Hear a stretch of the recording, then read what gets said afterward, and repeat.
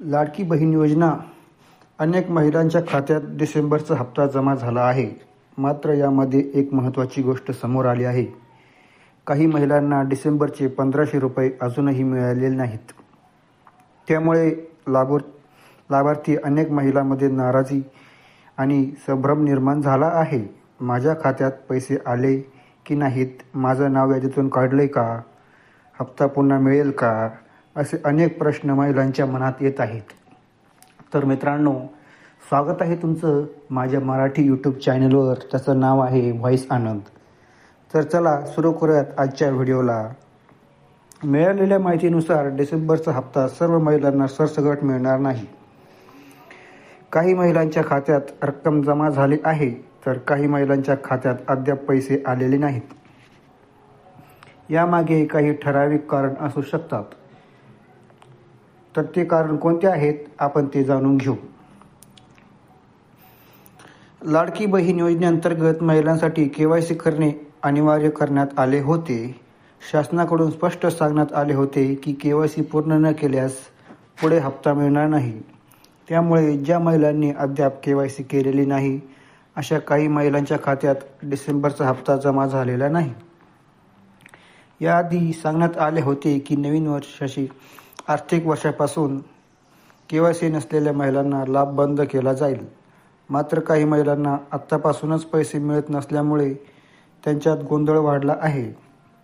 KYC केलेली असतानाही काही महिलांना पैसे का मिळाले नाहीत? फक्त KYC केल्याने सर्व महिलांना लाभ मिळेल असे नाही. योजना सुरू असताना शासनाने काही निकष निश्चित केले आहेत. या निकषांमध्ये जे पात्र असतील त्यांनाच लाभ दिला जाणार आहे. तर लाडकी बहिणींनो, लक्षात असू द्या, KYC केलेली असेल किंवा नसेल तरी तुम्हाला नोव्हेंबरचा किंवा डिसेंबरचा हप्ता मिळणार आहे. मिळालेल्या माहितीनुसार काही कारणामुळे काही महिलांचा हप्ता थांबला असू शकतो. तर त्याचं कारण काय आहे ते आपण जाणून घेऊ. तर पहिला आहे कुटुंबाचे उत्पन्न 2.5 लाखापेक्षा जास्त असणे.